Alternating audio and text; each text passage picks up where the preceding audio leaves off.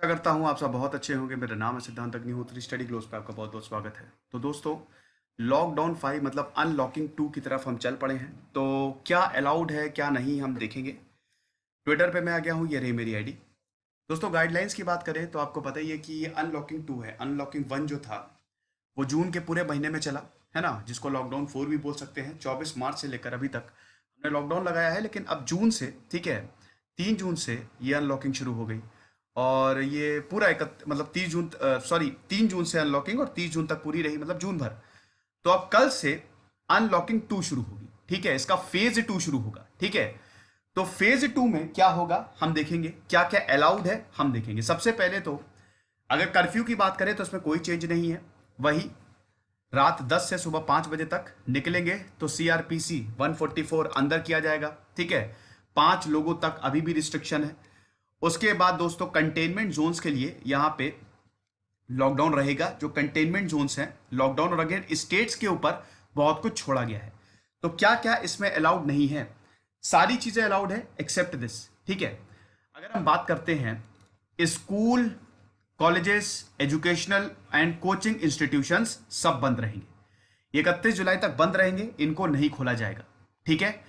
Training institution, जो central और state के ट्रेनिंग इंस्टीट्यूशन है, जो सरकारी इंस्टीट्यूशन है, जहां पे सरकार की ट्रेनिंग होती है, ठीक है, वो 15 जुलाई से फंक्शन करेंगे। लेकिन again department of personal and training standard operating procedure, मतलब प्रोटोकॉल्स, मतलब कैसे आपको करना है, कैसे ट्रेनिंग करनी है, रूल्स बनाएगा। तो सब कुछ यहां पे एसओपी, स्टैंडर्ड ऑपरेटिंग प्रोसीजर के तहत होगा। International air travel of passenger बंद, लेकिन मिनिस्ट्री ऑफ होम अफेयर्स, अगर जैसे एसेंशियल सर्विसेज की अगर यहाँ पे ट्रांसपोर्ट होगी, ठीक है, और एयर हमको यूज करना पड़ेगा, तो वो अलाउड है, ठीक है। उसके बाद मेट्रो बंद, cinema, gymnasium, swimming pool, internet, entertainment parks, theatres, bars, auditorium, assembly hall, वही सब है दोस्तों, ये सब बंद रहेंगे। उसके बाद social, political, sports, entertainment, academic, cultural, religious functions और बाकी जो लार्ज कॉन्ग्रीगेशंस हैं वो भी बंद रहेंगे। समझ रहे हैं। तो इनको छोड़ के बाकी सब कुछ अलाउड है। साथ ही साथ कंटेनमेंट जोन की बात करें तो कंटेनमेंट जोन में लॉकडाउन, कंटेनमेंट जोन मैंने बताया था ना, वो जोन जहां पे सबसे ज्यादा केसेस है कोरोना के, जो हॉट स्पॉट है, 31 जुलाई तक लॉकडाउन, उसको तो खोलने का कोई तुक ही नहीं है। और जैसे ही कंटेनमेंट जोन होता है, तुरंत एक पेरीमीटर बनाया जाता है 2 किलोमीटर के अंदर, वो पूरा एरिया ही सील कर दिया जाता है 1-1.5 किलोमीटर के अंदर अंदर, ठीक है। तो उस पेरीमीटर में सिर्फ और सिर्फ एसेंशियल एक्टिविटीज अलाउड होंगी, ठीक है। साथ ही साथ कंटेनमेंट जोन जिस स्टेट और यूनियन टेरिटरी में है वो क्लोजली मॉनिटर करेंगी, ठीक है। और बाकी ministry of health and family welfare, MOHFW, ये गाइडलाइंस देती रहेंगी। ये सब कुछ अगेन स्टैंडर्ड ऑफ प्रोसीजर के तहत होगा। ये चीज आप समझे, यानी कि कंटेनमेंट जोन में वही जो चल रहा था, एसेंशियल सर्विसेज है, और 31 जुलाई तक इसमें लॉकडाउन रहेगा। साथ ही साथ अगर हम और इसको थोड़ा एक्सटेंड करें, बाकी श्रमिक स्पेशल ट्रेन की बात करें तो वो बिल्कुल चल रही हैं। एयर ट्रैवल हो रहा है, डोमेस्टिक एयर ट्रैवल, लेकिन वो सब कुछ एसओपी के तहत हो रहा है, स्टैंडर्ड ऑपरेटिंग प्रोसीजर के तहत। जो सरकार बोलेगी आपको उसी हिसाब से चलना पड़ेगा। अगर बाहर भी किसी को जाना है तो वो भी एसओपी के तहत ही होगा।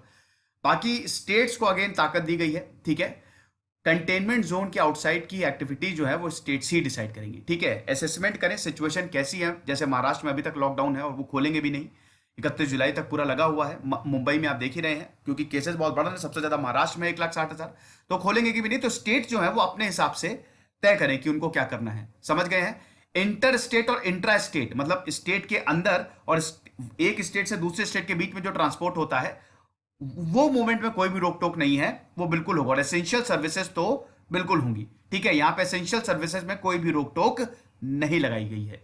और सबसे अच्छी बात यह है कि इंटर स्टेट और इंट्रा स्टेट जो मूवमेंट है, ठीक है, इसमें कोई सेपरेट परमिशन, अप्रूवल और परमिट की भी जरूरत नहीं है। तो ये लेक्चर था दोस्तों। खुश रहिए, पढ़ते रहिए। जैसे सिद्धांत अग्निहोत्री साइनिंग ऑफ, और सेफ रहिए, क्योंकि अब हम अनलॉक होते जा रहे हैं, लेकिन केसेस बढ़ते जा रहे हैं। जब लॉकडाउन था तो केसेस कम थे, अब अनलॉकिंग में केसेस बहुत तेजी से बढ़ रहे हैं, तो सेफ रहने की बहुत ज्यादा जरूरत है। Thank you so much.